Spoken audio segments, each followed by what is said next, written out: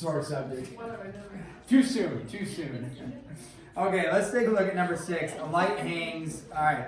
So on number 6, you got to reference back on page 361. So they're just doing a story problem for inverse variation stuff. So page 362, number 6, and you got to reference back on page 361. It says use the fact that the intensity of light measured in lux is inversely proportional to the square of the distance between the light source and the object illuminated. So when they give you information about something that's inversely proportional, it says the intensity of light measured in lux is inversely proportional. So on this, we would say lux is inversely proportional. Remember, inverse proportionality refers to some sort of division, right? The constant divided by something. Okay, so then you look and you say, okay, it's inversely proportional to the square of the distance between the light source and the object illuminated. So the square of the distance, we would just say distance squared, like that. So that's the equation that we would use for an inverse, in this case, with lux and distance squared. And if you look at number 6, it says the light hangs 4.8 feet above the center of a circular table, 7.2 feet in diameter. All right, so we have a light source up here. It's hanging directly above a table like this, and here's the light, and it's coming down. And if it's directly above, then it would hit right in the center, right? And then it tells you that gives you the diameter of the table like this. So when we look at that picture, you can maybe recognize that you are getting some sort of distance. Some sort of right triangle going there. So we look at this and it says what? It's 7.2 feet in diameter. So if that's 7.2 all the way across, then we know the radius from here to here to the edge would be, what would that be? 3.6 for that distance right there. And then we have, if we draw this out to here, that's going to make a right triangle for us.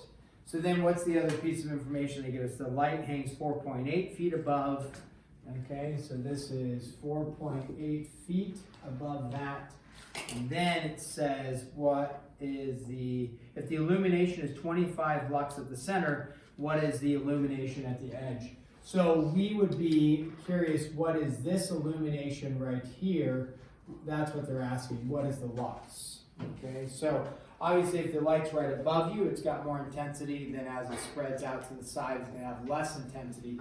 So when we go to solve this, it should make sense that the distance from here to here, okay, the distance is going to increase, and if it's inverse, as something increases, the other thing decreases. So as the distance for the light to hit out here increases, which it would because it's the hypotenuse, the lux should decrease.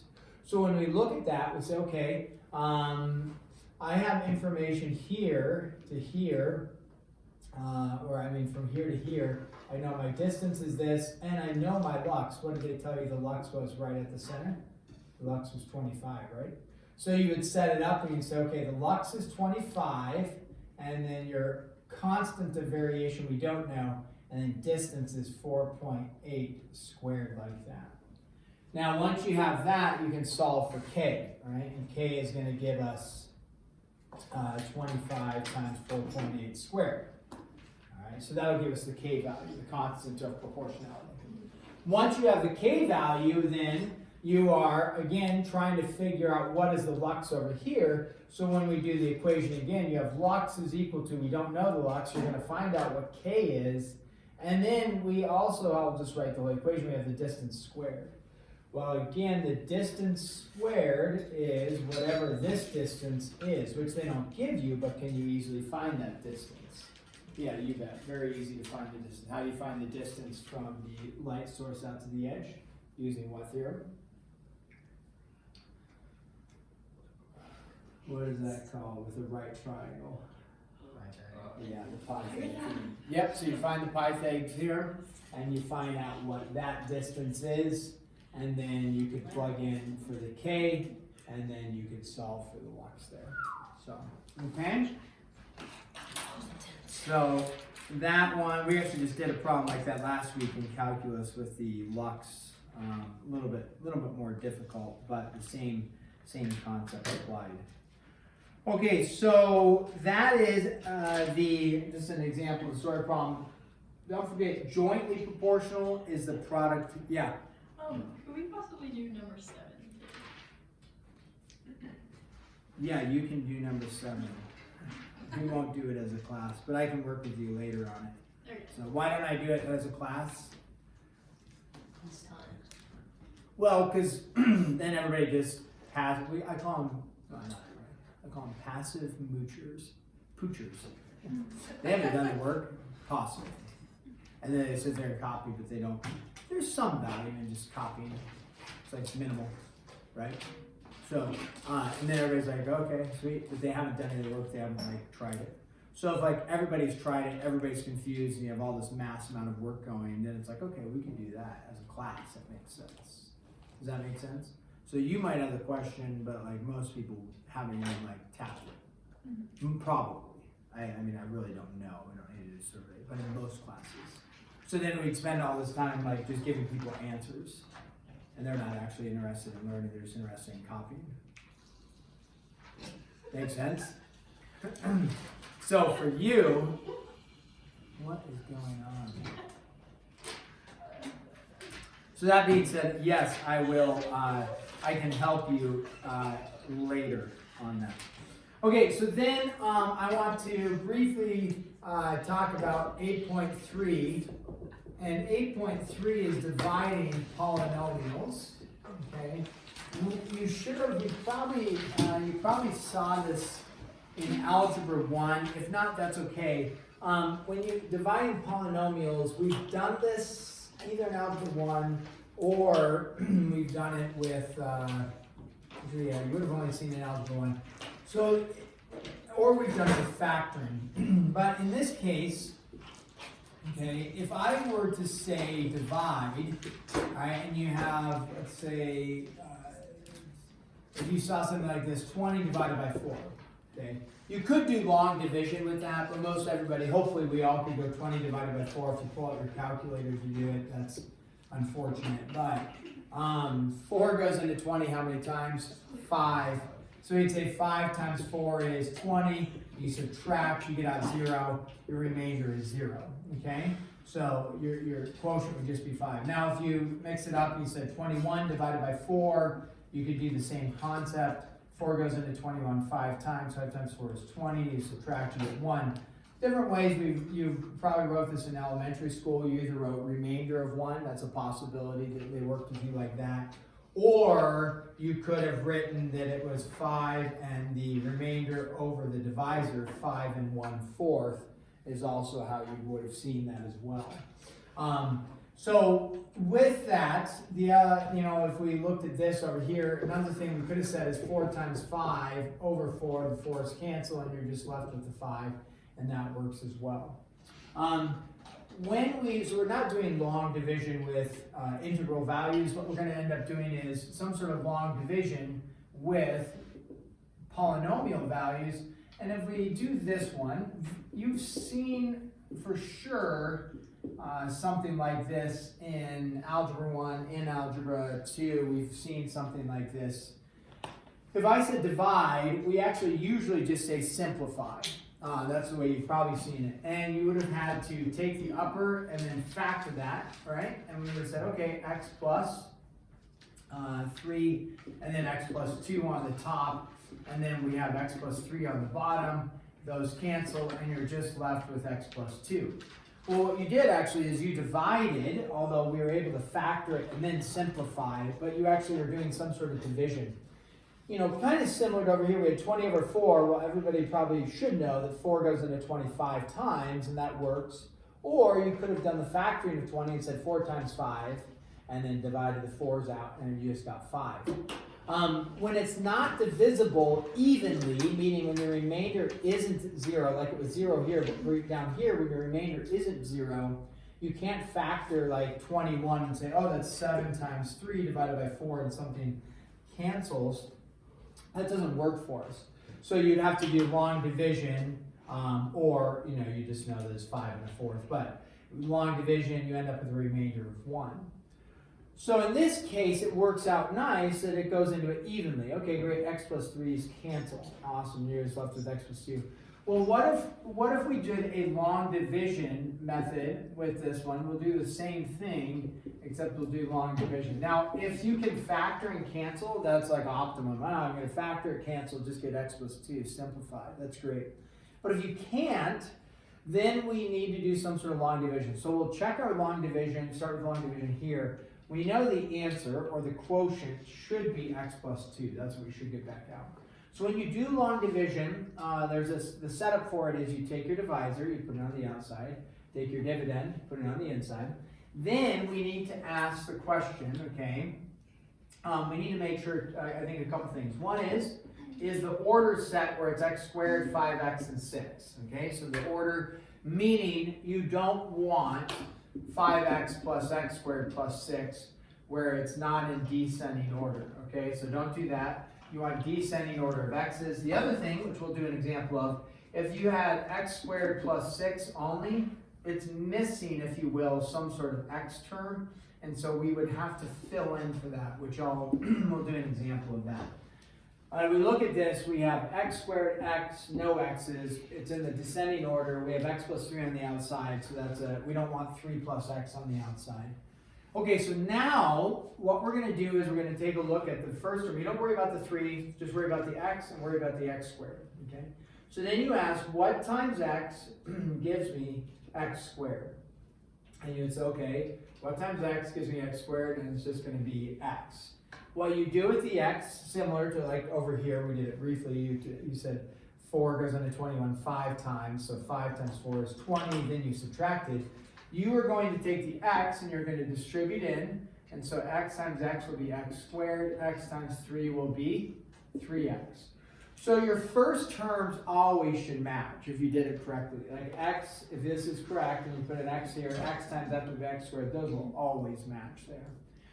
Just like in long division, because that's what we're doing, is you take this value and you subtract it. Now the error comes is that people only subtract the first value. That's incorrect.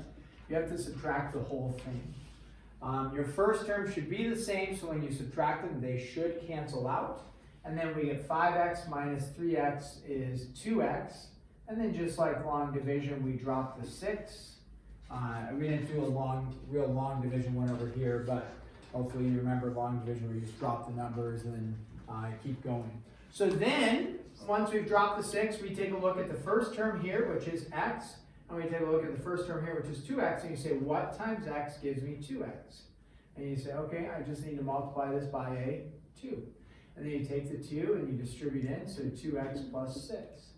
And then once you have, so you take that 2, distribute it into the 2, into the 3, 2x plus 6, and then you subtract, and you end up with a remainder of 0.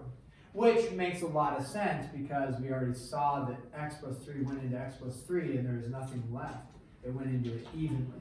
And so your answer would just be x plus 2, like that.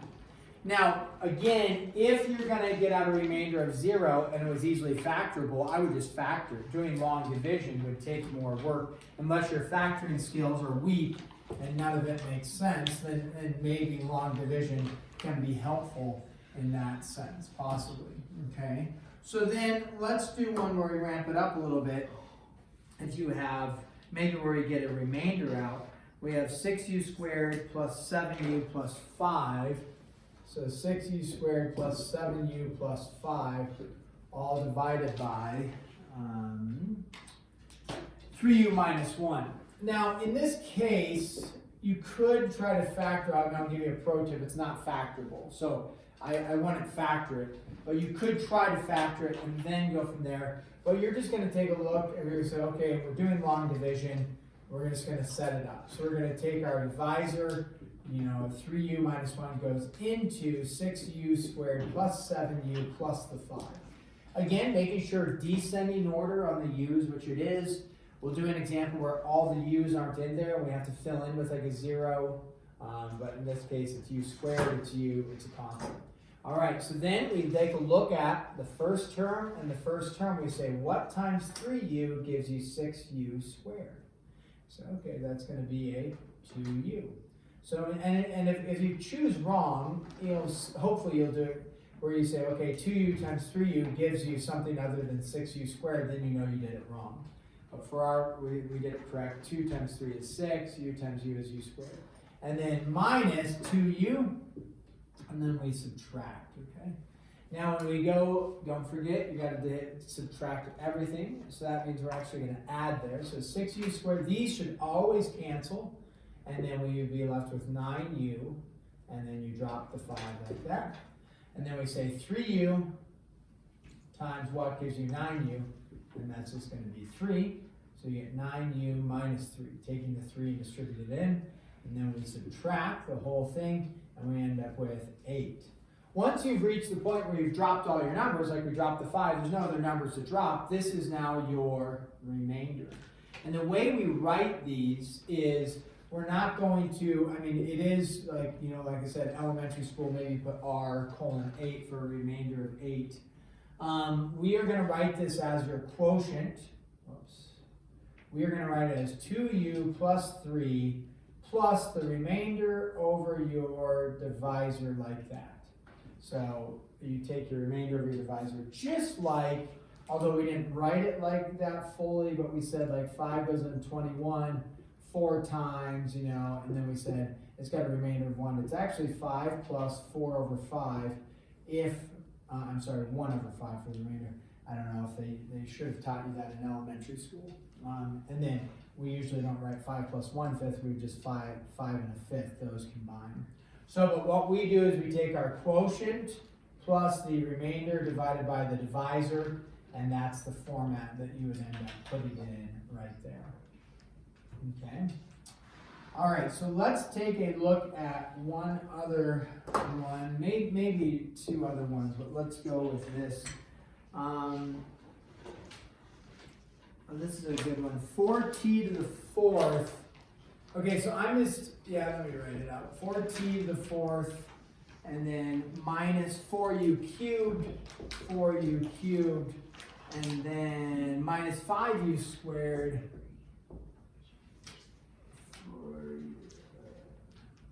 Actually, that is not what I wanted.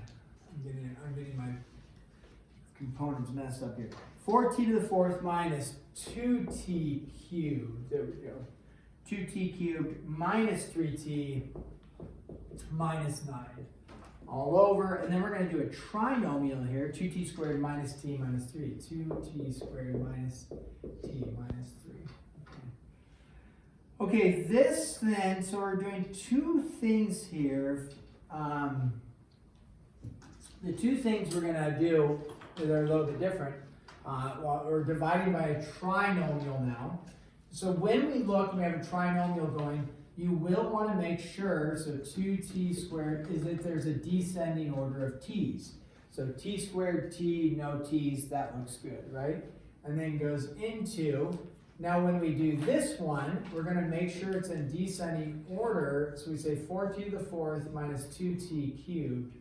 We're missing, though, in the descending order, what are we missing? We're missing a t squared. So when you're missing an exponent, in this case, you will just add a 0t squared. Okay, so 0t squared is just 0, but we need to put it in there to keep our formatting correct. And then minus 3t. So you may, on occasion, you may have to put in a couple different zeros depending on how many exponents you might be missing. So in this case, it was we're just missing the t squared, so we put it in 0t squared. And you'll see when we go to multiply in and then do a line division where that comes into play. So again, we look at the first term and the first term, and we say what times 2t squared gives us 4t to the 4th? 2t squared. So 2 times 2 is 4. T squared is t to the 4th. Minus 2t cubed, right? 2t cubed. And then you'll see here minus 6t squared. Since we've put in a 0t squared, now our t squareds line up. If there's no 0t squared, you'd be combining a 3t and a t squared. which actually you can do with some sort of manipulation, but it makes it more challenging. So it's easier just to fill in with the 0t squared, and now they line up. And then we subtract the whole thing. And what's really nice is you'll notice the first term cancels and the second term cancels, and then you have a negative and a negative, so 6t squared. Now, since we eliminated 2 of them, if we only drop one of them, minus 3t, you could just drop, the negative 3t. When we go to do the next step, which is, okay, multiply this by, 2t squared times what gives us 6t squared, it's just a 3.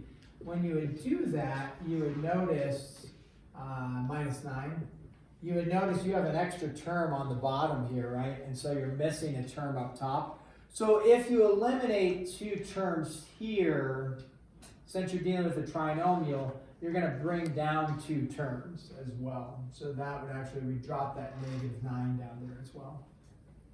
So,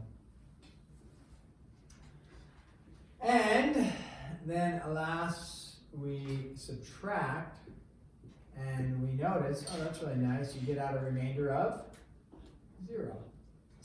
And all that, what that actually tells us is that the divisor, 2t squared minus t minus 3, went into the dividend equally. So it's like going 20 divided by 5 goes in evenly, I should say. So this goes into this evenly. That's what that tells us. So in other words, we probably could have done some sort of factoring and then some sort of simplification, but we didn't, which is fine. If you initially look at that and say, hey, let's factor that, that definitely looks challenging for a factoring problem. So it works well into the division aspect and then not worrying about factoring.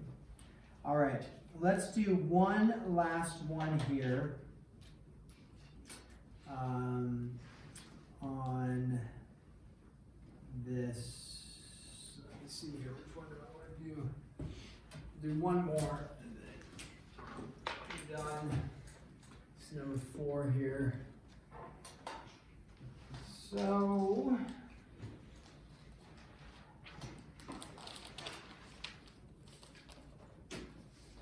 let's do this one. This is good. 2x to the 4th minus x cubed y plus x squared y squared. So we're doing 2 variables now. The only reason why it would be more complicated is there's just more room for little errors to occur. The math, if you will, isn't harder. It's all the same rules that we're applying. It's just that there's some x's and y's, so a little more opportunity for little errors in this case. So when you look at a multiple variable one, we've got x's and y's. We're going to set it up the same way, except when we do it, when we go to check, we're going to plug in and see if we're missing any terms, okay? And we would check with the divisor as well. Maybe I should have shown that. But when you go to check it, you start with, okay, the largest x, and they usually set them up, like they put the x to the 4th in the beginning. They typically don't have the x to the 4th in the middle and the x squared out front. They're setting you up for some success here just to practice long division. But we check, the largest is x to the 4th, so it should go in descending order. So x to the 4th, what would come next? X cubed, then x squared, then x, and then no x's. Now, with these ones, a lot of them, they will be like this, is you'll notice there's no y here, but then the y's, so the y's, x's go in descending order, the y's go in ascending order. So it's no y's, y to the 1st, y squared, y cubed, y to the 4th.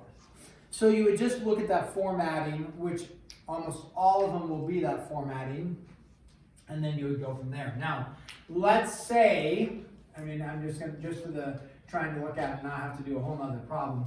Let's say you saw this on the top and you're like, well, I'm missing a term, right? You have x to the 4th, x cubed, you're missing x squared, and you just have x there. The question would be is, do you just say 0x squared, right, and then fill in? Well, with a double variable, you have to fill in with both variables. So you'd have to figure out it's x squared you know you're missing, right? X to the 4th, x cubed, x squared. but then you have to figure out which y value am I missing. And so you'd say 0 y's, 1 y, and then, oh, it should have been y squared as well. So if that's the case, you just have to figure out the pattern of the variables that are going in. But that wasn't the case for this. We had, what do we have? Just 1x squared, y squared like that. And this was plus like that, right? For there. Okay, so then when we go to do the long division, there's nothing we had to fill in, and so we go like this, y squared plus 4xy cubed minus 4y to the 4th, like that. Then we just look at the first term. What times 2x squared gives you 2x to the 4th? And we say, oh, that's not going to be 2x squared, it's just going to be x squared. And you check it, x squared times 2x squared is 2x to the 4th, plus x cubed y. Again, these should all line up correctly if you did it correctly, minus 2x squared y squared, 2x squared y squared like that. Then you subtract the whole thing, and the first terms should cancel. First terms always cancel. Then here, negative 2x cubed y, because this turns into a negative. So there's 2 of them. And then that's a plus 3x squared y squared. Make sure to distribute that negative all the way in. Now, remember, you're dividing by a trinomial. You have 2 terms here. So we're only going to drop the 1 term to make it a trinomial as well. Unlike over here, we had to do the double. But since we only eliminated the first term, and then we had 2 terms, we just drop 1 more. Then we say, okay, here and here, since this is a 2 and this is a negative 2, you're going to need to make it a negative. And then x times x will be x cubed, and then we need a y tacked onto that as well. So now you would get negative 2x cubed y going here to here, minus x squared y squared, and then plus 2xy cubed, which is this times this. And your exponents always should just keep lining up perfectly, right? The x cubed, the y, the x squared, the y squared, the x's and the y cubes. If you do it correctly, like this will be always lining up for you. We distribute in, again, always cancel, and this becomes a positive, so you have 4x squared y squared, and that turns into negative minus 2xy cubed. You drop the last one, like that. Now we've come to the end, and we say, okay, we need a 2 needs to turn into a 4, so we go plus 2. The x squared we already have, and we're missing the y squared like that. And then you would distribute the 2y squared into everything. Did we do an error here? Is the 2xy cubed positive? Yeah, that should be positive. Yeah, because that's a negative and a positive. Make that a negative for 4 minus 2. Yep, that should be a positive 2xy cubed. Thank you. So then we take this, we say, okay, 2 times 2 is 4, double checking, we have x squared, y squared, so that matches, and then plus 2xy cubed, right, 2xy cubed, and then minus 4, and then it's just y to the 4th, and that should have been a plus there. And then you'll notice in this case, they're the same thing, so it conveniently ends up with a remainder of 0 for us. And your answer will match where the descending order of x's and the ascending order of y. So that should match as well. It always will flow like that for these types of problems. They don't branch out more than that usually. So, okay, let me check for your homework there. So 8.3 is not due tomorrow. When will 8.3 be due? On Wednesday. We'll make 8.3 due Wednesday. So,